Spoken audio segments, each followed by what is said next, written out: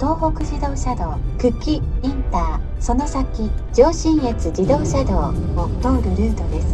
実際の交通規制に従って走行してください。おはようございます。 SBFJ 利根川です。さあやってきました。長野県は野尻湖。遊漁券を買って釣り台を準備していきましょう。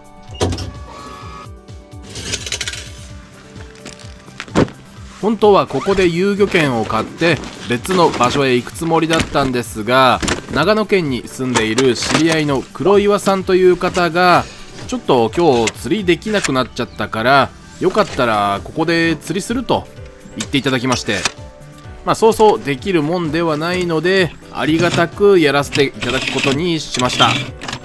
今年はたまたまこの場所電九郎で釣れる時期が1週間くらい早く、本来であればこの時期だとまだ魚が釣れないそうです。いつもお世話になっている地元のおっちゃんも隣で釣りをするらしいので、いろいろアドバイスをいただきながらやっていきます。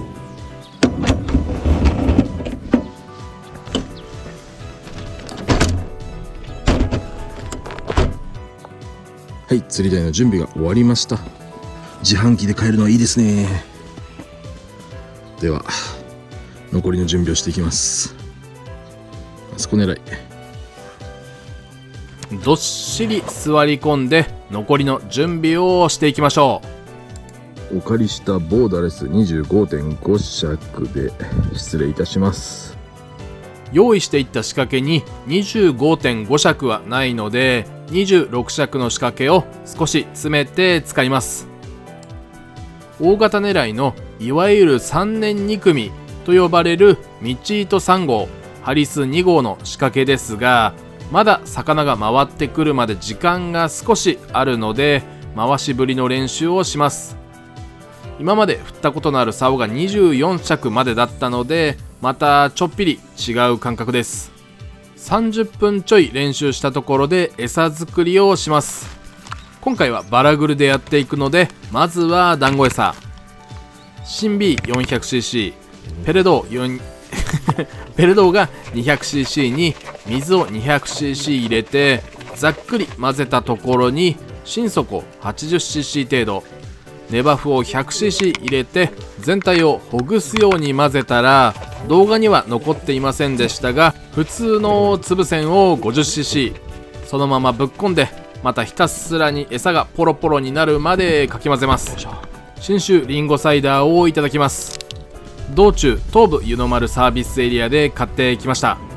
でも味はうまいけど製造はまさかの九州でした。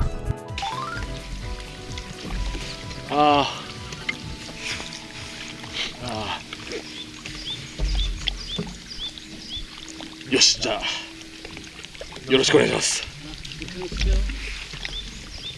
頑張るぞ。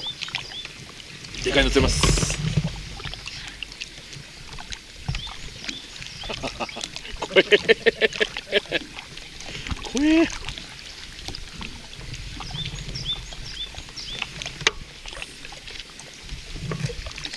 水深は約1メートルくらいでしょうか。竿の長さが 25.5 尺、だいたい 7.6 メートルなので竿と同じ長さの仕掛けがついていることを考えると、もう14メートルくらい先に浮きが立っています。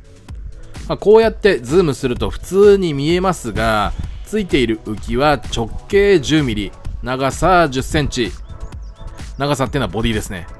でトップも太さが 2.5 ミリでめちゃくちゃごついです。ある程度波が出てきてからが勝負になるので最初からドボンにしています。最初の3頭くらいは寄せるために少し早めに餌を投入していきましょう。ゆっくりしたテンポで待っていますが、5投目を投入して6分は経過した仕掛けを回収してびっくりしました。なんとバラケ団子のお釣りがついてきました。そういう餌です。朝ごはんはセブンの山賊焼きおにぎりいただきます。景色も相まってめちゃくちゃ美味しくて、これからも買おうと思ったら埼玉には売っていないどころか長野県限定なんてこったという話をしている間に、開始から小1時間9頭餌を投入したので床休めというのも、まだまだ風が弱いのと、今年は朝まずめに動かないそうなので、まあ休憩です。しばらく休んで釣り座に戻ると、餌がポロッポロのポッソポソになっていたので、手水をつけて数回練らないようにガーッとかき混ぜます。団子餌というよりも手触り見た目バラケ餌ですよね。指でグッとまとめてこん投げてみるといい感じです。水が本当に美味しい水、飲めてしまうぐらい澄んでいますが、落ちていく感じめちゃくちゃいい感じですね。そうそう、気温のことを言い忘れてました。このシャカシャカした服の下にボアフリースを着ていますが、そのくらい寒いです。埼玉の時は T シャツにこのシャカシャカした服を着ているくらいで大丈夫でした。標高1382メートルのマダラオ山と2053メートルの黒姫山の狭間にある野尻湖。今国土地理院で調べましたが、漁協がある伝九郎は標高657メートル。そりゃ寒いですよね。これは4月の中旬、野尻湖はナウマンゾウの発掘で水を一旦下げるんですが、今年の発掘が終わってじりじり水をあげている禁漁期間の野尻湖へ下見に行った時の映像ですが、雪が降ってきてびっくりしました。日中太陽が昇ってきてぐんぐんと気温が上昇するわけではありませんが、日差しが暑くて半袖になりました。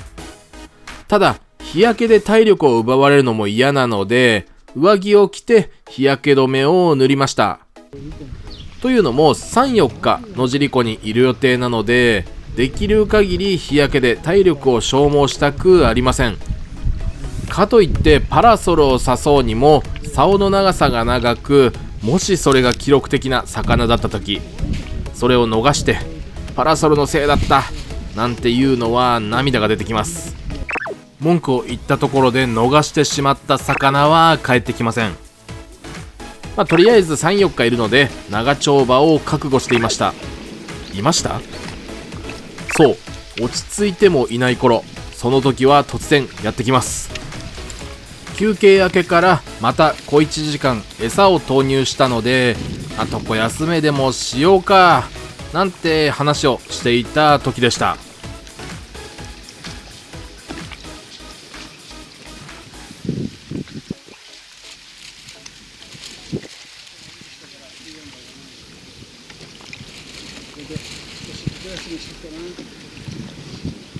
ここで休めるんですね。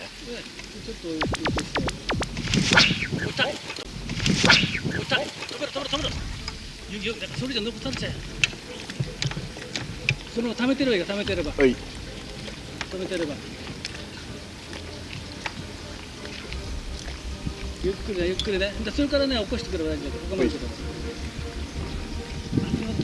あれ、はいはい。持ってきてもらっていいですか。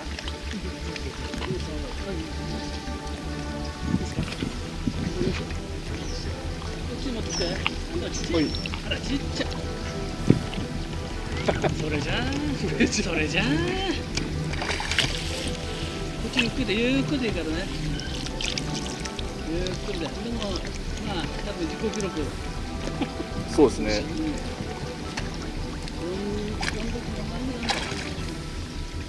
ゆっくりでいいからゆっくり。マブでもないとはなんか随分ヘラすごい音したね、ビシュッと。シュッとゆっくりでゆっくりからゆっくり頭上げてゆっくりゆっくりゆっくりゆっくりね。ゆっくりね。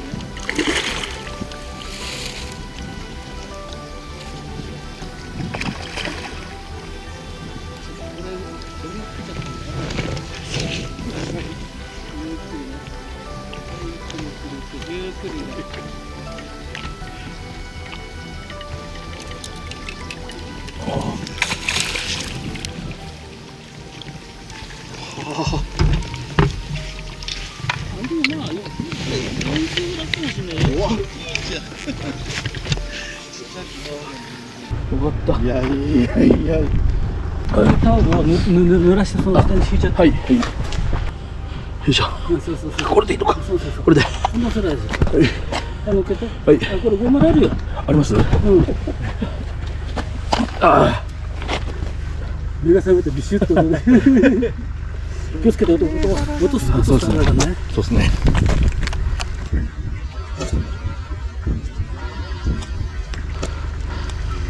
50、食っといた。52あんじゃん。52って伸ばしたら 52だが。 52.5 だ。よかったね。もう今度終わったよ。ああ、頭くっつけーの。こっちで。いや、52.5 ある。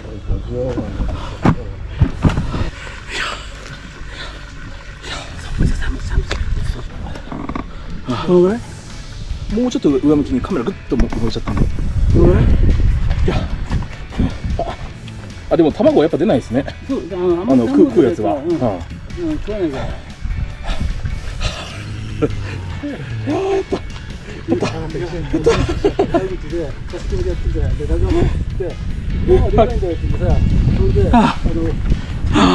りがとうございます。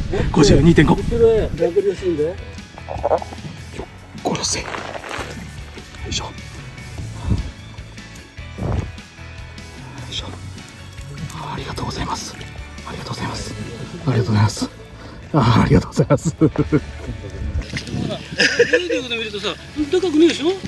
ちっちゃい。全然ですね。水の中入っててでかいってやつはとんでもないから。ちなみに魚をリリースしている時判決でした。お恥ずかしい。これは漁協の裏にある池ですが、めちゃくちゃでかい魚たちが泳いでます。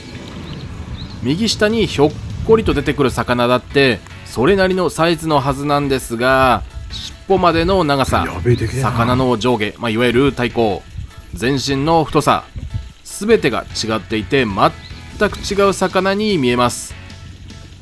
水の中では魚が小さく見えるということは、ここで見た一番大きな魚は実際釣ったら60センチみたいなヘラブナかもしれません。隣でいろいろアドバイスをくれていた地元のおっちゃん、利根川が釣った後1時間くらいしてから少し風が強くなってきた頃に釣っていました。この地元のおっちゃんは天然の木で自作した大型のタモ網など、いつもはコテコテのヘラブナ釣りスタイルですが、野尻湖のこのポイントだけは年々魚が釣れなくなり、いろいろ試行錯誤をしてたどり着いた結果がこのスタイルなんだとか。実際午後になると風がかなり吹いてきて重りをサイズアップしました。さっきまでドボンの重りは2号でしたが 2.5 号にします。 9.37g、 7.5g から 9.37g。 私は風に負けてとっちらかってしまいましたが、強烈な向かい風にも負けないセッティングで13時過ぎにまた釣り上げてました。しかし本来は足場の高いこういう場所、そしてヘラブナ釣りに使う竿ではないので、いい話ばかりではありません。さっき釣ってから5分後、またしてもおっちゃんの竿が曲がるも何にもないところで、詳細はこんな感じです。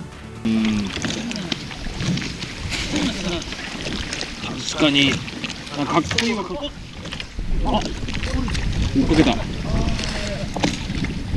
何にもないところでぽっきり折れていました。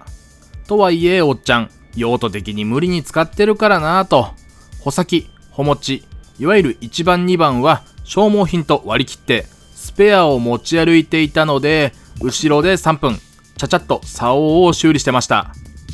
仕掛け作る方がよっぽどめんどくさいよとおっちゃんがぼやいていたとか。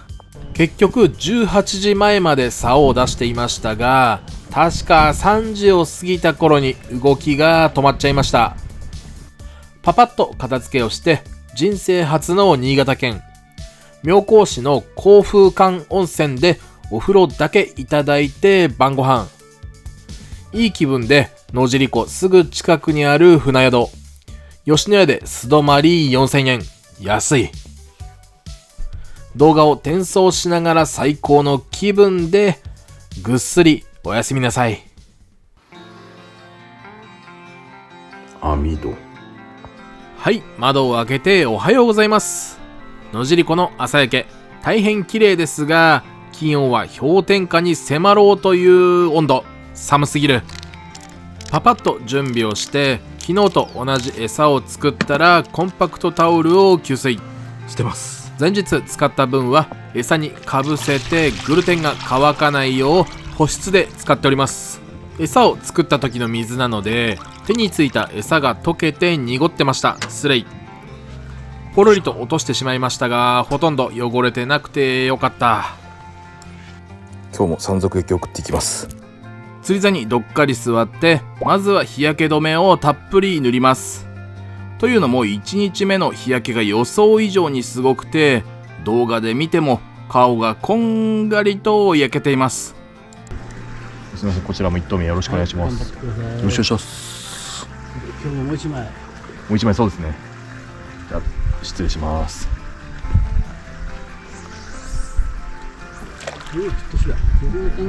どっちかが落ちた気がしますね。意気揚々とスタートするも午前中利根川は無反応。おっちゃんはというと体高があってかっこいいけれど長さが全くないヘラブナを釣り上げたり、その後にも今まで見たことがないくらいの色をした腹がパンパンの黄金マブナを釣り上げたり、41.5 の腹パンのマブ。地元のおっちゃんが、近所のおっちゃんが釣りました。そんな感じでお昼に突入。私はというとお昼過ぎに竿は曲がりましたが、すみません、ウグイに引っ掛けてしまいました。残念、ごめんね。床休めも兼ねてセブンイレブンへ行って、体をクールダウンします。そうそう、野尻湖のあの場所はとても狭く漁協の私有地になっていますので、一番近くの駐車場は町営野尻湖第2駐車場になります。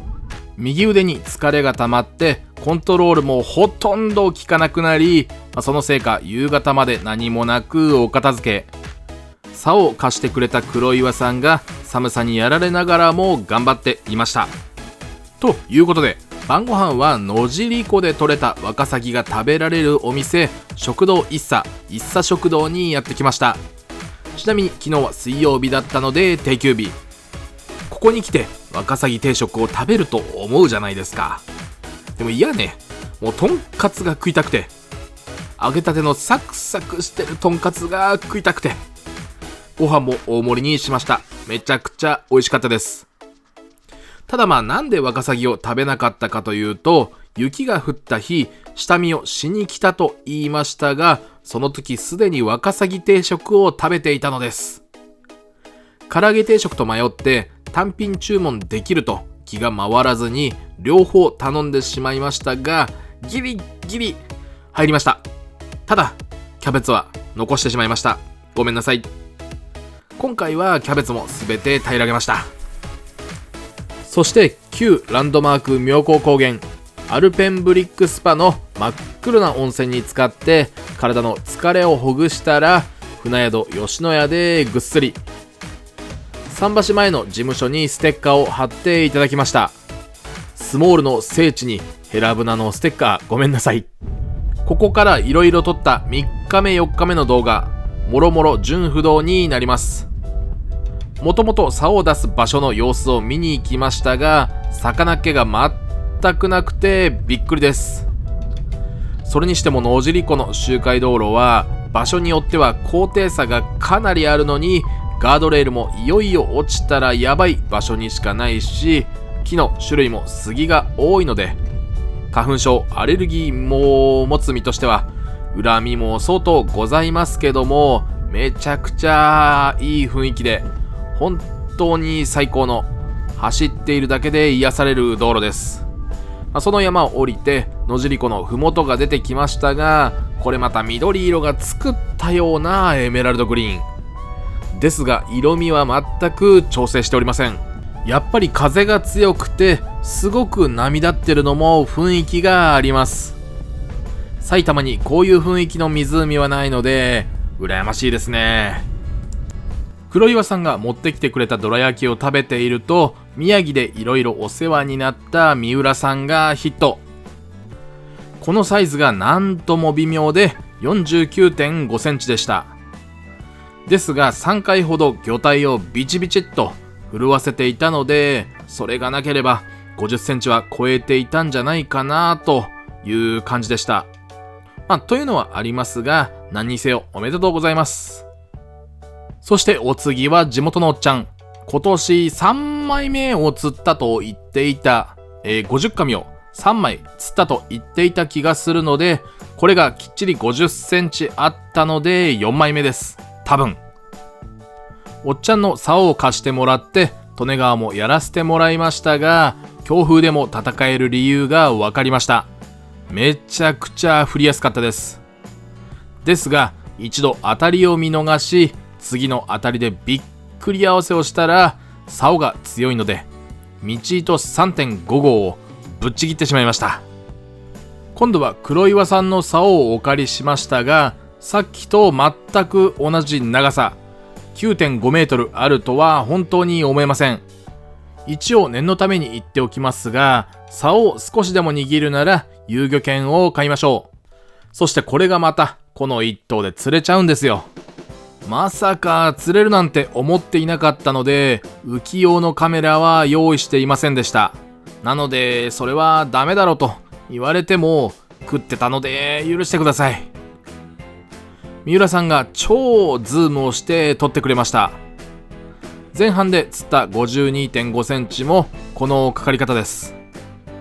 いろいろ小さく見えたかもしれませんが、針はコイスレイ14号、いわゆるギガリフトでいうと18号くらいになるかな。あと網も52センチくらいの枠ですから、もうサイズ感がバグってきます。そしてこの子のサイズは50センチぴったり。この前尺半45センチの記録を更新してからしばらくはもう自己ベスト更新できないかなと思っていましたが、今回更新してもう一生更新できないかもしれません。ああ、そっちじゃ。はい、ありがとう。最後は視聴者の方とばったり、本当に偶然お会いしました。ありがとうございます。本当にいつも応援ありがとうございます。そして最後の締めは一茶食堂でワカサギ定食。本当に名残惜しいですが、これを食べ終わったら帰ります。多分夏頃暑さから逃げるために標高が高いところへお邪魔すると思います。そして家に無事到着しましたが、後日三浦さんから50紙釣れたよと写真が送られてきました。いやー、おめでとうございます。利根川は尺半、いつかは50紙と言っていましたが、今回達成させていただきましたが、これからも変わらず利根川は魚釣りを楽しんでいきますので、今後とも応援よろしくお願いいたします。ということで、ここまでご視聴ありがとうございました。これを機にチャンネル登録がまだの方、登録よろしくお願いします。高評価、低評価、どちらでもいいので、最後に押していってください。ではでは、また次の動画でお会いしましょう。